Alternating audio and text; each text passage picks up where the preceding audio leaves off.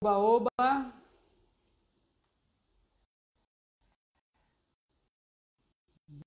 Vamos lá para a nossa penúltima live de 2021. Foi Bertinha, Tânia, Tamires, Mauso, Ecoares. Vamos chegando, minha gente. Boa noite, minha Gaia. Agora vamos ver se tem. Bora lá.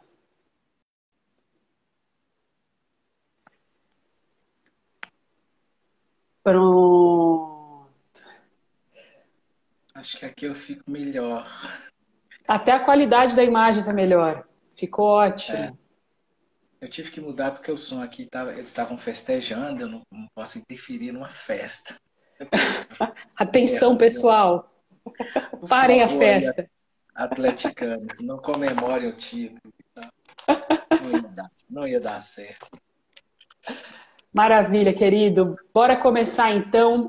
Quem está Simbora. chegando, quem tá chegando pela primeira vez, sejam muito bem-vindos, bem-vindas e bem-vindes. Nós somos a Editora Onisciência, que trabalha já há 17 anos com yoga e meditação para crianças e adolescentes e também distribuindo os livros do Yogananda. Aqui nessa nossa frente de educação, vocês encontram conteúdos relacionados a esses temas e também abordagens e metodologias, filosofias, histórias e causos afinados com aquilo que a gente acredita. Na noite de hoje, dia 15 de dezembro, o tema é brincadeiras tradicionais das infâncias do Brasil.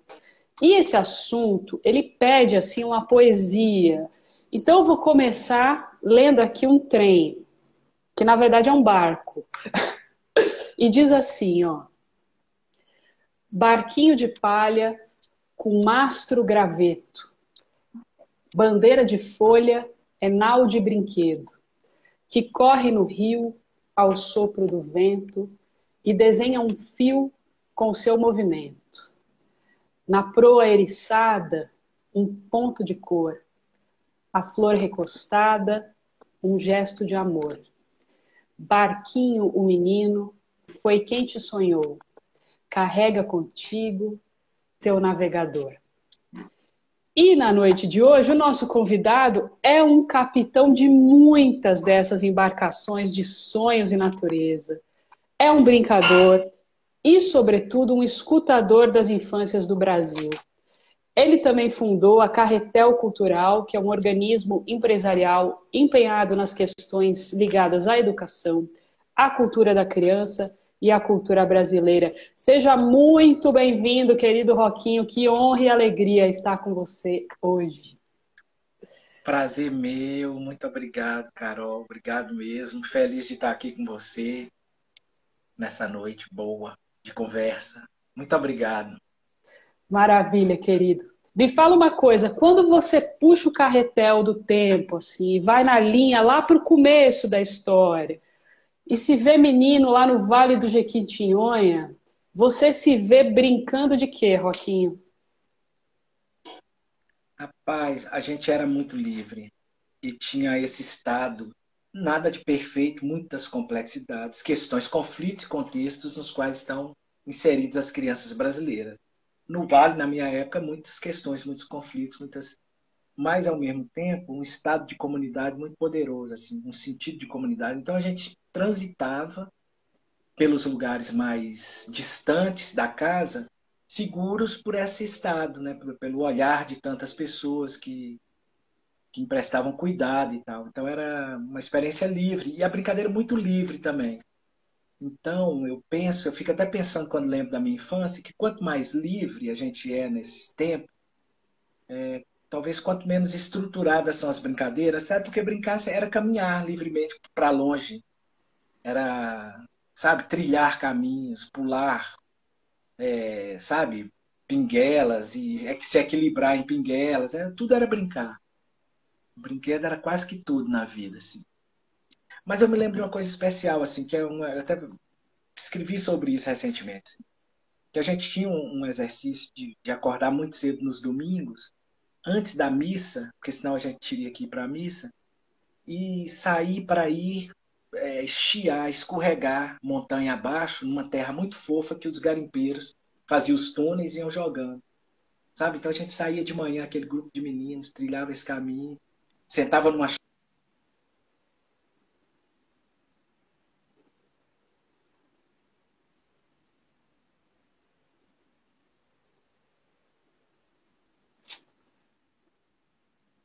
Tá travando de novo.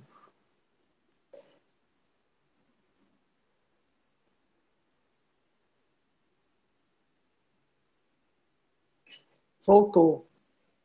Uma leve Mas fui eu. travadinha. Eu acho que na hora que você estava descendo, você pegou uma pedra ali na ribanceira. Foi isso. Quando você Acho que estava foi. narrando ali, acho que foi isso que aconteceu.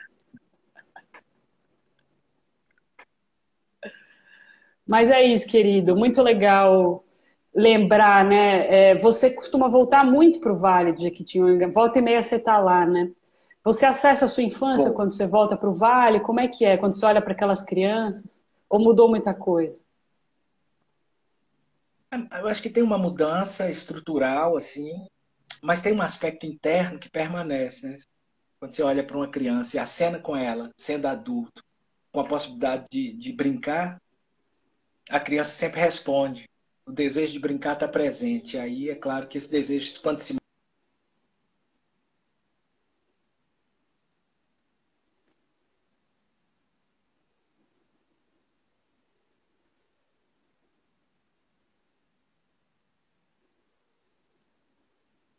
Ah, internet de Belo Horizonte.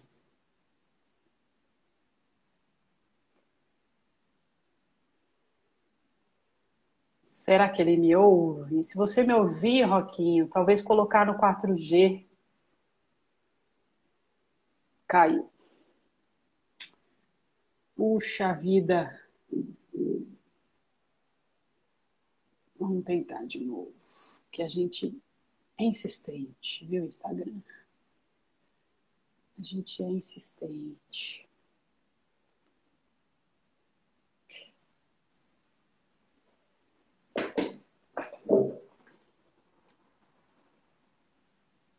Será que sou eu que estou caindo?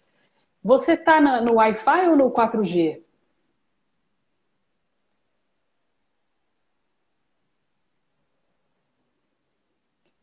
Você tá em qual, Roquinho? Porque às vezes colocar no 4G melhora, sabe? É, mas realmente é aqui que eu faço, sabe, essas. Tá cheio a internet. Deixa eu ver.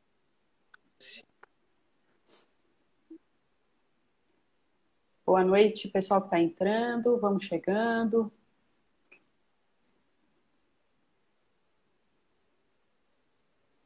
Pronto. Vocês, vamos ver, se não der, eu vou mais próximo ainda Do roteador, né? do Wi-Fi. Mas sou eu É, mesmo, né? Engraçado, eu faço aqui sempre, não tenho muito problema. Tem 200 megas de internet. acontece, acontece. Tá tranquilo. Acontece, acontece. Uai, acontece, uai. E aí, Roquinho, tem uma pergunta que te fazem muito, e eu acho que você mesmo se faz essa pergunta com frequência, e talvez a resposta mude ao longo do tempo. Eu quero te fazer, que é essa: por que que as crianças brincam? Vixe, essa eu tenho. Engraçado que essa é a última pergunta que eu me fiz, assim. Eu faço muitas perguntas, eu escrevo muito sobre a prática que eu vivo e o que eu aprendo com essa prática, o que eu aprendo com as crianças. Mas quando eu me fiz essa pergunta, eu pensei, talvez fosse essa a primeira pergunta a ser feita, não é? Por que brincam as crianças e tal? Mas eu só me fiz recentemente essa pergunta. E aí a minha resposta já estava madura, já estava pronta também. Talvez tenha sido bom ter feito mais tarde. Porque, para mim, as crianças brincam para aprender o que é essencial. Eu penso a cultura, eu penso o brinquedo e a brincadeira como uma pedagogia das essencialidades, sabe? é por onde a criança toca naquilo que vai lhe assegurar a possibilidade de ser e de confirmar a sua identidade, né? Ela brinca para alcançar um conhecimento que lhe afirma singular, né, no mundo e, ao mesmo tempo, lhe afirma singular e afirma a sua identidade em interação com o outro. É uma maravilha isso. Porque você não se faz sozinho. Pode parecer que é egoísta, mas você brinca para ser você. Sim, eu brinco para me afirmar na minha identidade. Mas eu não alcanço a minha identidade sem a colaboração dos outros. Eu preciso me interar com o outro e com o mundo para me afirmar, né? Da mesma forma que os outros se interam comigo. Aí eu colaboro com a afirmação da identidade do outro. Então, eu acho que esse exercício é tão profundo e ele acaba ocasionando uma possibilidade de você amar o outro de uma forma muito especial, porque ele te ajuda a se, né? Ele afirma, ele te ajuda a afirmar a sua identidade, você afirma a identidade dele, depois você se olha e tem uma razão muito profunda para se amar, para se levantarem juntos quando as causas são comuns e são maiores, né? E eu tenho pensado nisso também, assim, que sendo essa a pedagogia, eu te falei disso, isso eu não estou muito seguro de dizer ainda. Mas eu tenho pensado, assim, que no final das contas, você aprende o que é essencial. Então, brincar tem uma relação muito íntima com a arte. Se é uma pedagogia das essencialidades, é claro que ela precisa compreender a arte. Então, quando você brinca, você assenta no corpo um conhecimento que lhe facilita o diálogo mais tarde com o que a gente define ou tenta definir como arte. Então, a dança está presente, o corpo que brinca dança, sabe? O corpo que brinca se expressa de muitas maneiras. Brincar é mesmo, muitas vezes, uma interpretação do mundo que está à sua volta, né? Para além, você pode imaginar que brincar também é essa pedagogia que inaugura, num primeiro tempo da vida, a possibilidade de você interpretar e ler as linguagens do mundo, sabe? Todas as linguagens e por onde se manifestam todas o que é vivo, o que não é vivo, o que é vivo e o que é inerte. Então, eu penso que se a gente prestasse atenção, a gente viveria esse estágio de alfabetização para a compreensão do mundo e para a leitura do mundo e das linguagens diversas. E é claro que mais tarde nós continuaríamos a nos alfabetizar nessas linguagens para a gente poder tratar o mundo como o mundo precisa ser tratado. Mas você precisa compreender as linguagens, né, todas. E eu penso que o brincar é esse primeiro tempo de alfabetização para a compreensão do mundo e das expressões diversas que o mundo oferece para a gente, sabe? Mas é preciso ler. E aí eu acho que brincar ajuda a gente a inaugurar essa compreensão. Lindeza. Você falou Mas é aí, muita. é um bocado de coisa, né? É, Você, eu ia pensar assim que outra coisa essencial que eu penso que a gente brinca, porque brincam as crianças, é muito importante dizer, eu acho, que brincam para compreender os caminhos para a constituição do que mais tarde a gente vai dizer, chamar de comunidade ou de espírito comunitário, sabe? As crianças, quando brincam, elas tocam nos elementos de organização e de construção de uma dinâmica de vida que antecipa o que mais tarde vai nos permitir organizar e articular o sentido comunitário. Então, eu penso que brincar também é essa, essa experiência que antecipa as possibilidades da gente ser conviver comunitariamente. você estava dizendo aí que o brincar também está associado, né? Está na gênese da nossa criação artística, do que vai ser essa produção artística que a gente faz na vida adulta, né? A nossa brincadeira. E você tem uma websérie linda no canal da Carretel no YouTube que se chama Transvendo Infâncias. Eu estava assistindo a alguns episódios hoje e eu queria te pedir para contar um caos, mas antes de contar o caos, eu quero ler aqui e dizer um trecho de uma poesia da Thaís Duarte, que é uma das pessoas que participaram dessa websérie. Que ela Sim, diz assim: maravilhosa. o peão roda para nascer, e depois que nasce, vive para rodar. Como essas coisas pequeninas que nos ensinam da vida, as voltas que o mundo deu e as voltas que ele ainda vai dar. Tempo largo é quase nada no eixo do peão. Quando dorme, faz morada no tempo da imensidão. Maravilhoso, né? Você, Ela é maravilhosa, Thaís. você tem uma história linda com um peão, que um peão selou uma amizade muito bonita com um garoto, né? Conta pra gente essa história. É super especial, assim, linda mesmo. Era um trabalho, eu fazia a coordenação de uma equipe de brincantes que atuava nos CACs, que era o Centro de Apoio Comunitário nas regionais de Belo Horizonte. E era um projeto lindo, chamava Arte e Cultura. E numa manhã, uma das coordenadoras ligou e disse: Olha, tem uma confusão tremenda aqui, os meninos estão loucos, estão quebrando, estão um inferno e tal, e nós precisamos de ajuda. E eu falei: Não, eu vou, amanhã eu chego, vou. E fui e levei nas minhas mãos um peão. E cheguei e as crianças estavam meio que soltas por lá, meninos e meninas, eu não disse nada, joguei o peão na quadra. E daí a pouco veio dois, daí a pouco tinha muitos, eu levei outros peões e a gente começou um diálogo por esse exercício de brincar.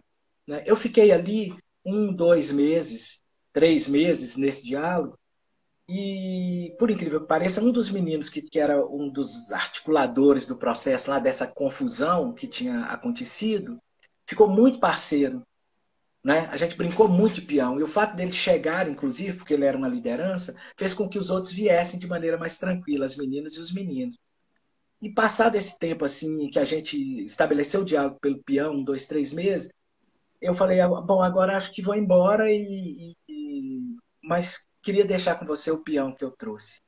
E dei para ele o peão, para esse menino, que ficou muito parceiro e tal. Entreguei para ele e fui embora. E aí, passado, sei lá, alguns anos, a Mariângela, que era a coordenadora do CAC, era uma educadora e coordenadora de uma área lá do CAC, me ligou e falou: Roquinho, estou te ligando para contar que hoje teve aqui aquele menino que você deu a ele o peão. Aquele menino que tinha sido pivô de um processo complexo assim. E ele veio com a família dele, veio com o filho dele e a esposa dele, o filho pequeno, e trouxe o peão que você deu para ele. E falou que ele voltou aqui, ele contou que voltou aqui para que a gente entregasse aquele peão para uma criança como ele era, sabe? Como uma criança que passava pelo que ele estava passando naquele momento, porque aquele peão tinha sido determinante na, na leitura que ele fez das coisas naquele tempo, sabe? Achei lindo. Aí ele foi lá e devolveu o peão para a entidade. E a Mariângela me ligou, eu guardo essa história com muito carinho, porque ela é uma história muito forte, assim, que conta da importância que pequenas atitudes têm e também conta da importância do brinquedo, da brincadeira para uma criança, né? Sim, você selou com ele um trato, um combinado ali, sem que não houvesse palavra, né? Foi por meio da brincadeira. E essa linguagem meio universal, né? E genuína. Muito Essa bonita essa linguagem história. universal Muito das bonita. infâncias, né? Agora, Que é Roquinho, isso, não vamos. tem palavra Não nela tem. mesmo, É. não tem. Porque o universal é o gesto, é o movimento que o corpo cumpre quando brinca, que de verdade expressa o que é preciso ser dito. Então, se eu tenho essa imagem, um menino do Japão sabe do que eu estou falando, eu não preciso dizer. Se ele vê essa bolinha, ou um menino da China, ou um menino do Vale de Jequitinhonha, ou um menino de qualquer lugar do Brasil, né?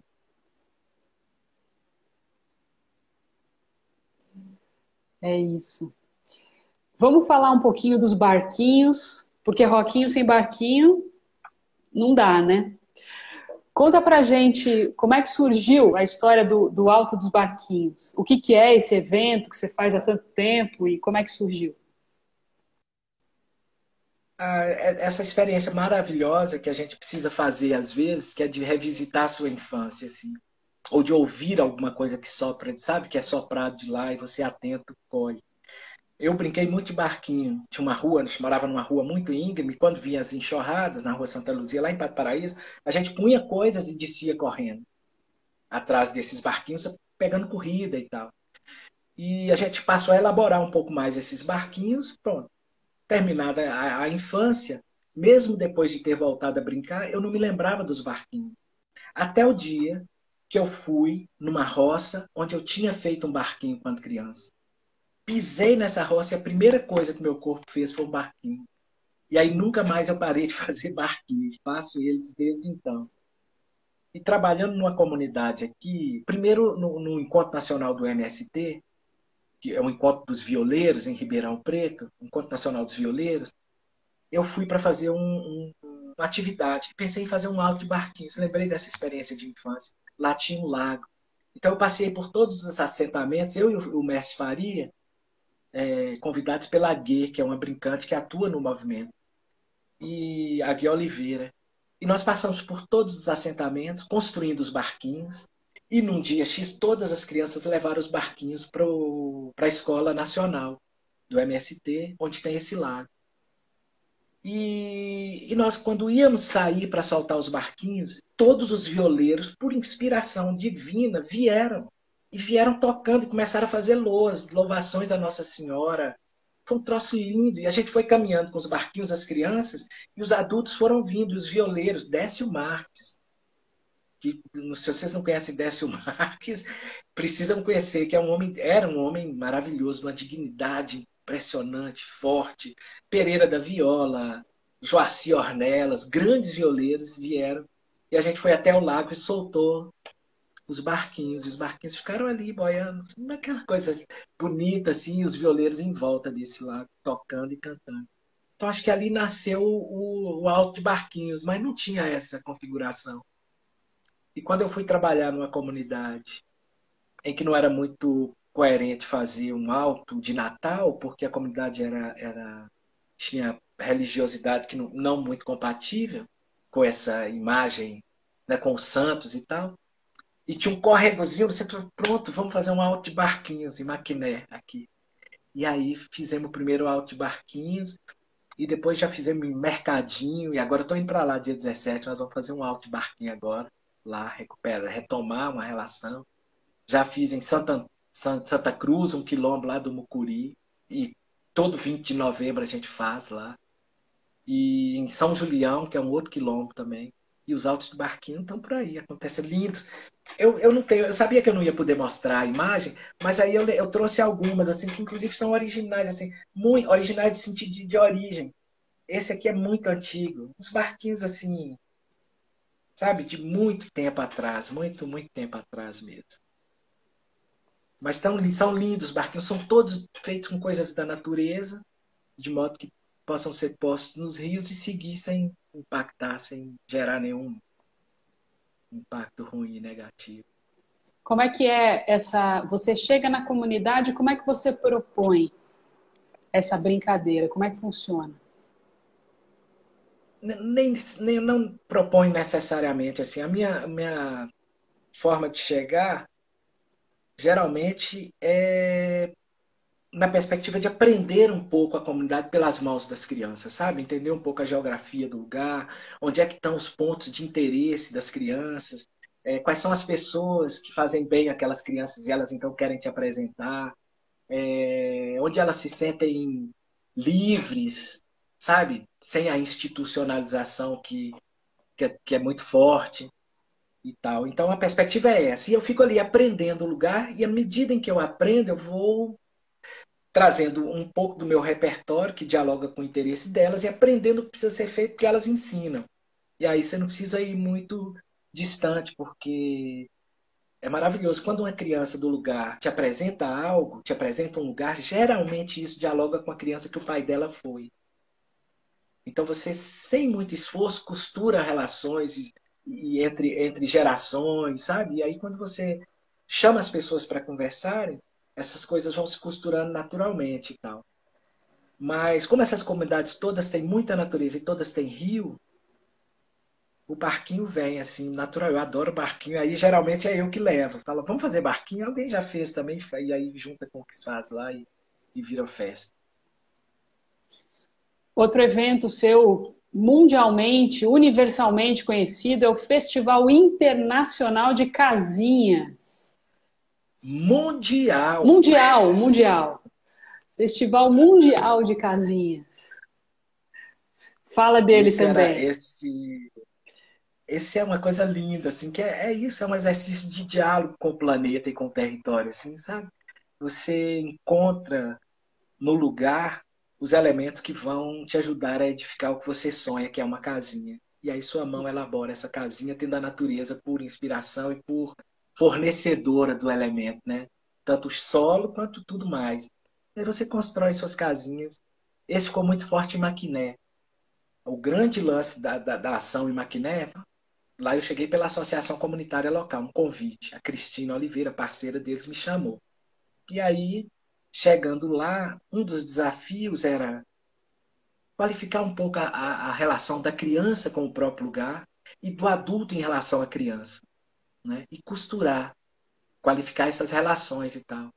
Então, o Festival Mundial era um modo de chamar as pessoas adultos para olhar com admiração para o que as crianças faziam. E a gente tinha um território, e as crianças construíam as suas casinhas, e os adultos então vão passando e dizendo, ó, os adultos que não têm facilidade de se encontrarem e tal, né, apesar de ser uma comunidade pequenininha, vão passando e dizendo, olha, essa é a mais florida, oh, que linda. Essa é a mais comprida, oh.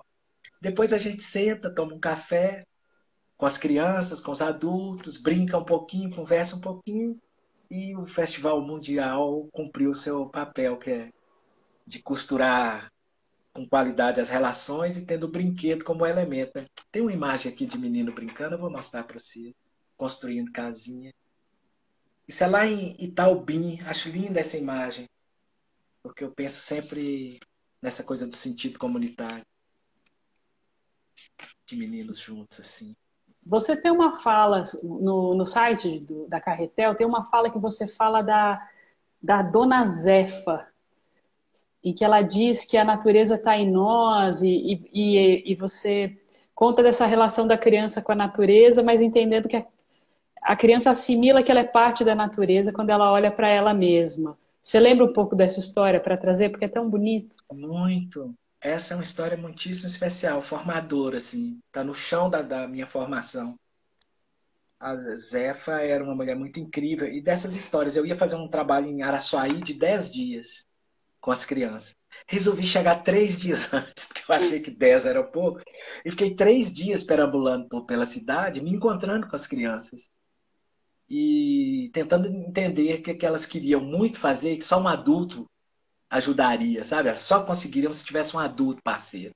E elas foram dizendo, a gente queria roubar, tinha um pé de tamarindo gigantesco, elas queriam muito entrar naquele quintal.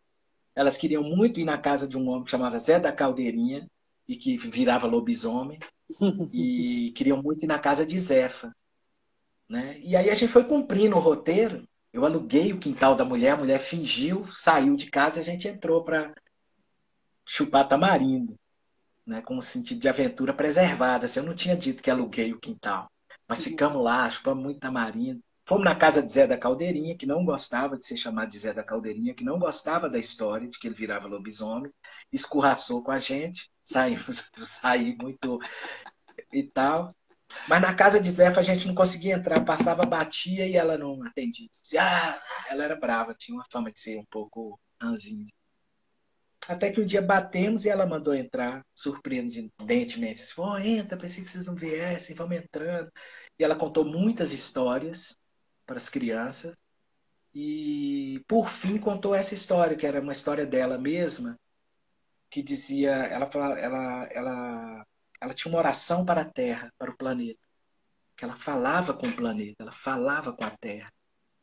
E aí, antes de fazer essa oração, ela pergunta para as crianças se elas sabem de que elas são filhas e se elas sabem que elas são a imagem e semelhança de quem havia criado cada um deles. E aí ela conta para os meninos, fala, olha aí para você ver nos seus braços, aqui os capins. Uhum. E aí mostra as veias, assim vai dizendo, olha, aqui é o Jequitinhonha, aqui é o Araçuaí, aqui é menor, é o Fanado, são os córregos, são os rios que correm na gente. Aqui são as fontes. A gente tem fontes, a gente tem nascente, essas nascentes estão aqui. E aqui é a mata. Ela tinha um cabelo grande, assim, branco Uhum. e alto, assim. E aqui é a mata branca, a caatinga, né? Aqui está a mata. E ela diz, então, nós somos filhos do planeta, nós somos a imagem e semelhança da nossa mãe. Nós somos filhos da Terra. E agora vocês vão embora e nos, nos expulsou dali. Nós fomos embora, mas com uma compreensão muito especial de do que significa ser mesmo, estar sobre um grande organismo vivo, de onde toda a vida nasce, né? Tudo que nasce, nasce dali. E eu guardei essa história, guardo, porque ela me revela coisas muito especiais, assim, né? Muito mais tarde, quando eu penso que brincar é uma pedagogia e que essa pedagogia se realiza por escolha da criança na natureza, em meio à natureza, eu tropeço na perspectiva de que é claro que é a natureza, que é o colo da mãe, é onde você busca o conhecimento que importa, né? Então a criança, toda criança, se a gente der liberdade, se a gente amparar e estiver do lado, o que a criança quer é encontrar o conhecimento repousado no colo da mãe, que é no colo do planeta, quer transformar pauzinho em casinha, quer transformar casca em barquinho, sabe? E quer se constituir esse indivíduo, né, e constituir-se único, pleno, tendo a natureza como quem lhe auxilia, né, quem lhe ampara. Ai, tão linda essa história. Muito bonita, muito É, inspiradora. muito, Nossa Senhora. muito Ô, linda. ô Roquinho, enquanto você vai falando, né, e assistindo aos seus vídeos e te ouvindo sempre e tal, é muito nítido que você tem um respeito muito grande pela criança e que eu até quis inverter e colocar na tua apresentação que você é mais um escutador das infâncias, assim, porque você está muito nesse lugar, nessa condição de ouvinte, né? E de um ouvinte que escuta com o corpo inteiro, e que percebe o gesto e se comunica com ela por meio do seu corpo. Queria que você falasse um pouco sobre isso, dessa outra perspectiva proposta pelo seu trabalho, de colocar a criança no lugar de mestre. Eu tive uma experiência fundadora, assim, muito especial, assim. Eu queria, quando eu comecei a brincar, e a Delcinho, o Gil Amâncio, pessoas aqui de Belo Horizonte que já eram pessoas que estavam mergulhadas num processo de reflexão sobre a importância do brincar, Lídio Ortélio, eu fui esbarrando nessas pessoas, né? Em Adelcinho eu não esbarrei, em Adelcinho eu larguei a faculdade de Direito no quinto ano e vim para Belo Horizonte para me encontrar com ele, eu não sabia onde ele estava. Mas eu sabia que o que ele tinha dito sobre a infância, de certa forma, era o que mais importava para mim. Eu não queria mais fazer direito, não queria nada que não fosse estar, de algum modo, próximo daquilo que ele tinha dito para mim, né? Que ele dizia sobre o brincar. E era isso que eu queria. E quando eu vim, encontrei com ele, ele me estende a mão, me acolhe e me entrega tudo que ele sabia de maneira graciosa. Assim, durante longos anos ele foi me formando, me ajudando a encontrar caminhos. E tal ele, Gil Amâncio, Lídio Ortélio, a Pel, a Maria Amélia, né? Muitas pessoas assim importantes, o Petros, enfim, uma infinidade de gente. E eu pensava, eu queria muito chegar ao ponto em que eu tivesse um pensamento original, porque era tanta coisa maravilhosa sendo dito que você ia guardando aquilo, mas eu mesmo não pensava de maneira original. E aí um dia eu estava para entrar numa reunião, para conversar com as pessoas, e aí me veio uma lembrança da infância. Qual lembrança? Aquela que eu te falei lá, sabe, da gente entrando no mato, subindo para descer, enfiava a mão na terra fofa, assim, sentia até o frio da terra, para descer, escorregar e cair dentro do Rio São João, né, lá em Pato Paraíso. E eu pensei, mas por que essa lembrança volta e meia me assalta, assim, me toma, né? E eu fiquei pensando sobre ela, eu pensei, provavelmente porque eu era livre. Provavelmente porque o meu corpo ia na direção do que importava para ele, né? Havia um movimento que importava para o meu corpo. Fui respondendo a essa pergunta. Por que que essa lembrança era tão recorrente? E por fim, porque eu me alegrava profundamente, né? Nesse exercício. E aí eu pensei nessa e anotei isso. Falei, olha, se eu quiser marcar a vida de uma criança com a força que essa memória, que essa lembrança marca a minha vida, eu preciso fazer um trabalho que seja tomado por alegria, por liberdade, por movimento. E que tenha a casa por, né, que tenha a natureza por casa. De certa forma, foi a criança que eu fui que me soprou esse pensamento. E eu entendi imediatamente que eu precisaria ir muitas vezes na infância, né, buscar inspiração. E depois eu percebi claramente também que eu precisava ouvir a criança que está diante de mim, mas a criança não fala essa linguagem, né? Ela fala outras linguagens. Você precisa prestar atenção. E eu venho fazendo isso há muitos anos. Eu escolhi como método, modo de compreender o que é preciso para a minha formação, para que eu haja de acordo com o que eu entendo necessário e importante, estar com as crianças, né? Então, ao longo dos últimos 30 anos, eu não me lembro de ter ficado muito tempo sem estar numa comunidade trabalhando, sem estar em diálogo, sabe, com um conjunto de crianças, né? O que te permite saber a infância de agora é estar com as crianças de agora, né? É estabelecer um diálogo com elas. E acho que por conta desse tempo e do envelhecimento, do cabelo branco, as pessoas começaram a dizer, mestre Roquinho, mas isso me incomodava um pouco, porque o professor Agostinho tinha uma fala tão bonita que ele falava assim, olha, para educar e para assegurar que o outro não se pareça com o educador, né, é preciso amar no outro, senão a liberdade do outro. E é preciso que você então se destitua do lugar de mestre, para que você então construa uma prática que confirme a identidade do outro, como é o exercício de brincar, né? Como é o desejo do outro quando brinca.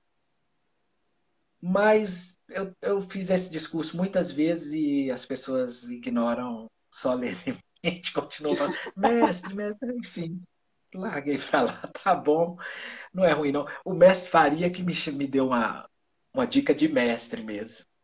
Ele falou assim, o seguinte, moço, eu tava gostando desse negócio de mestre, não, mas tô reparando que agora que eles me chamam de mestre, quando eu falo, todo mundo presta uma atenção danada.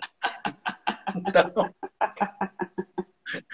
então eu tô achando que eu não vou deixar esse negócio assim mesmo, então. Ai, muito bom. Mas você tem um projeto que chama Menino Mestre, né?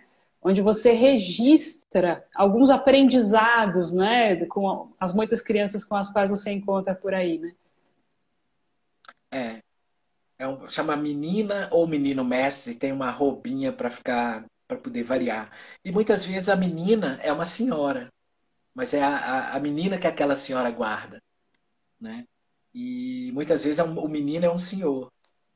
Mas da grande parte dos registros, é um projeto audiovisual, é feita com as crianças. Agora mesmo eu fui em São Julião e o Luan, que é o menino de lá, foi caminhando comigo assim. Aí ele arrancou uma semente do chão e falou: Você já viu isso aqui, zumbi? Eu falei: Não. E ele joga a semente de um jeito e ela faz um som metálico. Dum, dum, dum, dum, dum, dum, dum. E o que é isso, Luan? A gente brinca aqui assim. Falei, não, vamos lá, vou fazer um registro disso, me ensina a fazer. E aí fiz um registro dele me mostrando isso e tal. Então o menino mestre é essa tentativa de afirmar a criança nesse lugar, né, como a senhora de um conhecimento muito especial, que não necessariamente acontece porque a criança experimenta. Muitas vezes é um conhecimento que ela guarda, que ela traz consigo.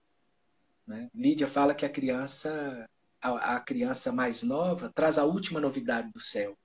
Ela guarda um conhecimento muito especial que vai se dissipando. Então é preciso ouvir essa criança, é preciso seguir esse menino e essa menina para aprender algo com eles, né? Redescobrir pelo menos o caminho, acessar criança que a gente foi e pensar o mundo considerando essa experiência, né, de infância. Enfim. Você tem Mas feito vale a pena muitos. ver o Menino É, Mestre, assim. Tem coisas lindas lá. então, que eu ia falar isso do registro, né? Você ultimamente tem registrado muito o que você tem visto. Como é que começou essa história? Por que que você sentiu a necessidade de fazer, de ter um arquivo, né, desse material, enfim?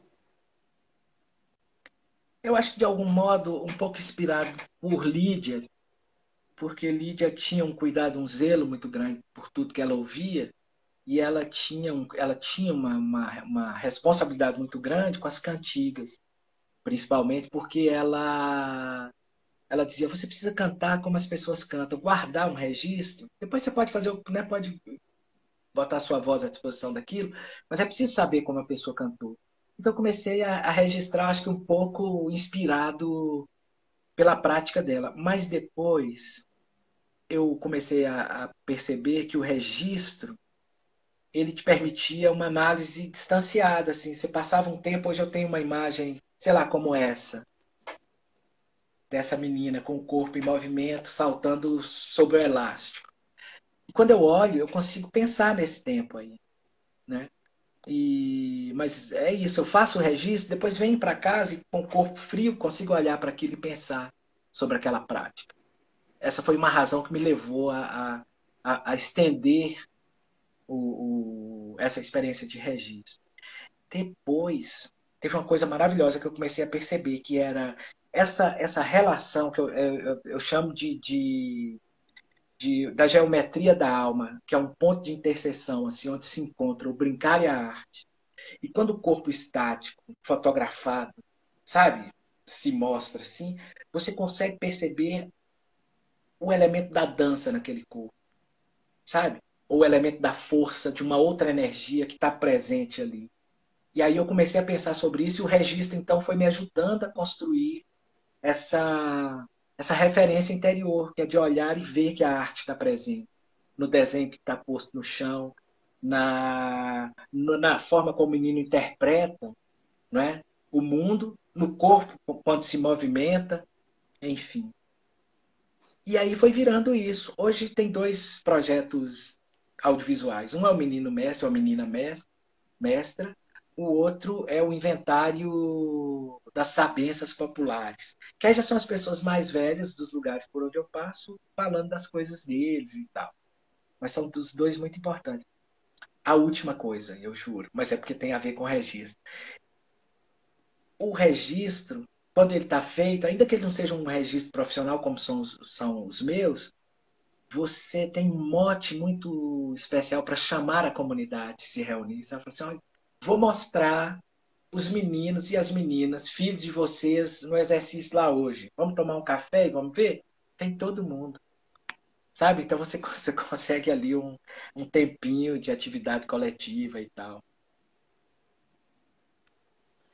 Legal. Uma das muitas frases, vou ter que fazer um caderninho só de roquinho, porque fico anotando as coisas que você diz, é tanta boniteza.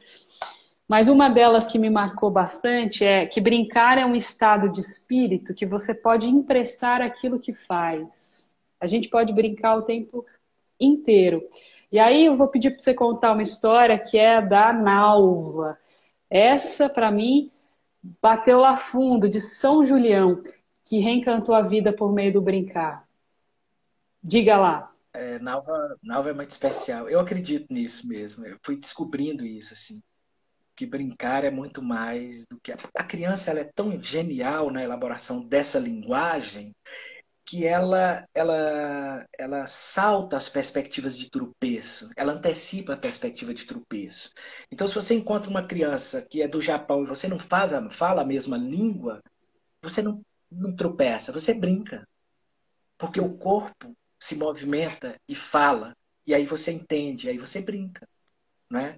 E da mesma forma, o brincar ele tem configurações que a gente reconhece de maneira mais imediata. A roda, a amarelinha, o pique, não é? Mas as crianças brincam o tempo inteiro. A gente sabe que elas brincam o tempo inteiro. Então, se a criança está sentada aqui e sabe, tem algo, daí a pouco aquele algo já virou outra coisa. E ela, né? Uma borracha vira um carrinho, uma borracha. Enfim. Então, eu penso nisso mesmo, que brincar é esse estado de espírito. Você pode emprestar as coisas e assim brincar sempre. Transformar tudo em brinquedo quando for tempo de brincar, né? E Nalva é uma mulher muito especial. Eu fui apresentado a ela na comunidade de São Julião e o trabalho dela é incrível. Eu não sei onde dizer a vocês para encontrar o trabalho de Nalva ainda, né? Não sei se Renata está aí, se Renata sabe dar uma dica de onde a gente encontra o trabalho de Nalva para ver. É lindo, lindo, lindo. Eu separei fotos para mandar para você, estão aqui já. Boa. E quando eu fui à casa de Nalva, que é um vale maravilhoso, lindo, eu cheguei à casa dela e ela nos recebeu, tinha feito um almoço maravilhoso, uma cozinha incrível, mas um vale muito isolado. E ela falou, olha, eu vivo aqui e na medida em que meus filhos foram partindo, eu fui ficando um pouco triste, eu fui ganhando um estado assim né, com essa ausência de diálogo diário, ficando muito só, eu fui ficando bastante triste e entrei no processo de depressão e tal. Mas aí ela conta que um dia ela estava tão angustiada, que ela saiu para o meio do mar e foi andar no meio da mata, assim, da grota e ficou rodando, rodando. E aí ela passou por um lugar, ela olhou para uma madeira, para uma raiz, e ela falou: essa madeira parece um cachorro. E ficou com isso na cabeça. Foi embora para casa. Chegou lá, ela falou: é, ô Reinaldo, que é o marido dela, vamos lá pegar aquela madeira comigo? Eu vou precisar de sua ajuda, porque é grande, preciso cortar. Ele ficou meio assim, ela falou assim: não, vamos lá. E ele foi. E eles tiraram aquela madeira. E ela foi lavrando aquela madeira e encontrando o cachorro que havia ali. E essa, eu tenho foto desse cachorro, essa ela não vende. É a primeira que ela fez. E ela disse que esse exercício, que para ela também tinha um sentido de brincar, né? Que é isso, descobrir a forma, encontrar algo que está ali meio que oculto, mas que ela enxerga, né? Na madeira, é, aliviou demais o coração dela e ela passou a fazer isso. E ela caminha lá até hoje, né, fazendo os brinquedos. Ela constrói às vezes são brinquedos, às vezes não são brinquedos, mas se você pegar, os meninos lá quando pegam, faz de tudo brinquedo. Ela faz umas cobras maravilhosas, de raiz, faz pássaros, faz cachorro, faz galinha. É incrível o trabalho dela. É uma casa linda. E tem uma coisa linda também. Quando as duas vezes assim que eu fui à casa dela, eu saí de lá muito impressionado com tudo, com a beleza, com a história dela e tal. E foram as duas primeiras vezes. E aí saí da casa dela e parei assim na montanha, olhando o vale assim, né? E aí veio uma chuva. Veio assim, veio vindo a chuva, eu vi a chuva vindo assim, e choveu, e passou e foi embora. Nesse caminho, eu perdi uma tampa da câmera, né? E eu sabia que era nesse lugar que eu tinha parado e ficado. No outro dia eu voltei. Fui à casa de Nalva de novo, me encontrei com ela, tomei um café e voltei para ir embora. E parei ali de novo, no mesmo lugar, já tinha achado a tampa, né? Parei no mesmo lugar e fiquei olhando.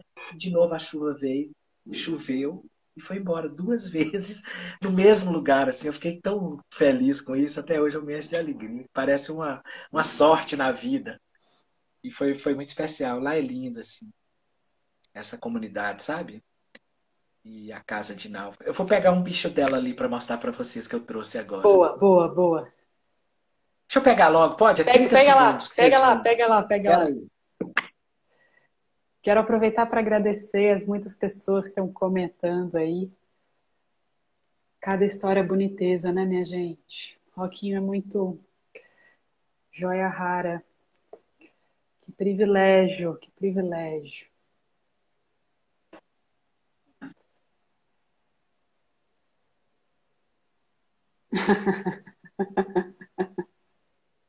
Uma cobra coral.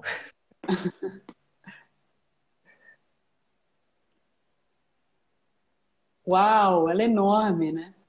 Essa é retinha, mas ela faz as cobras. é, sinuosas também, sabe? Depende muito da madeira que ela encontra. Olha Enorme a essa cobra. maravilha. Deixa eu ver se eu consigo pôr a luz aqui mais assim. Olha isso. Uau! É um lagarto, mas é lindo demais da conta, não é? Maravilhoso. Muito. Esse eu fiquei muito apaixonado. Esse eu trouxe agora. E esse aqui é uma das primeiras coisas que ela fazia, assim. Um periquitinho, assim. E essa maravilha, que é tudo uma leitura do que você vê no seu lugar. Você não está inventando o mundo. Você está lendo o mundo e transformando o mundo no que importa para você, né? Naquilo que te salva. Né? É por isso que o brincar é possível a todo momento, né? A partir do momento que você se predispõe a ler, a ouvir e a estabelecer uma relação com ele, com essa mãe natureza que só nos oferece, né? Tanta coisa. Aí o brincar, a brincadeira acontece, né, Ruquinho? Eu acho. Eu acho que a gente nasce com uma informação elementar que diz assim, é preciso brincar. Lídia diz, gravado em cada célula, está dito, é preciso brincar.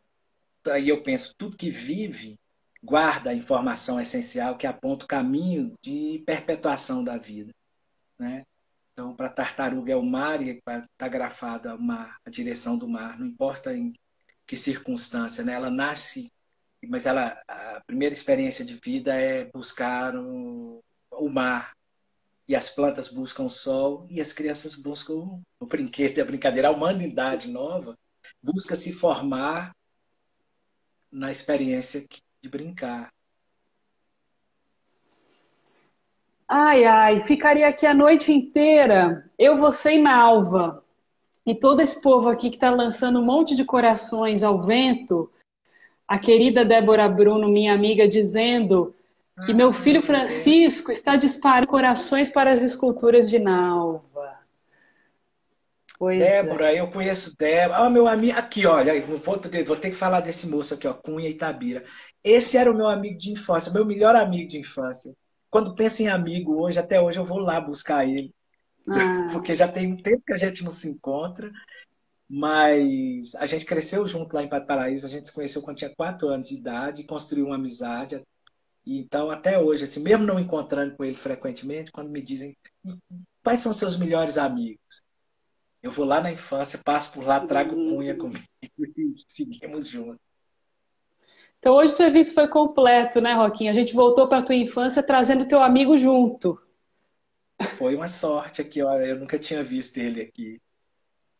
Bom demais. Maravilha. Era o capeta esse Cunha aí também, viu? Vai contar que era uma beleza. Né, Cunha Bela? Querido, estamos chegando ao fim. Quero te agradecer demais da conta. Olha, eu tô assim com o coração, nem sei te dizer, viu? Parece que abracei uma árvore.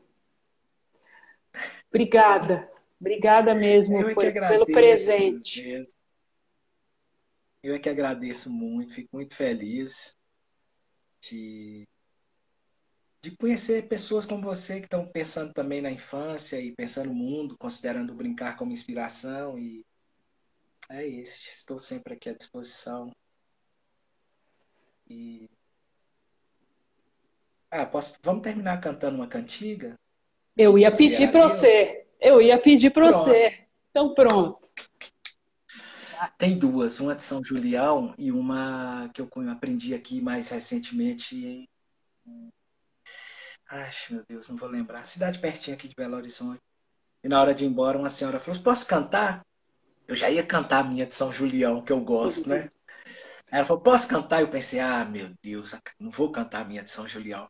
Mas depois que ela cantou, aí nunca mais eu deixei de cantar a que ela me ensinou ali. Isso deve ter uns 3 anos. E ela cantou assim: adeus, meus companheiros, adeus, meus gai de flor. Adeus, adeus, adeus, que eu já me vou. Adeus, minhas companheiras, adeus, meus gai de flor. Adeus, adeus, adeus, que eu já me vou. Eu joguei água pra cima, Aparei com canequinho. Eu convido todo mundo para dar um tchauzinho. Adeus, meus companheiros, adeus, meus galhos de flor. Vambora. Maravilha. Gente, obrigada. Muito boa noite. Com essa encerramos. Até semana que vem. Beijo, Roquinho. Tudo de bom, querido. Obrigado, Carol. Um beijo grande para vocês. Obrigado. Até daqui a pouquinho. Em pé.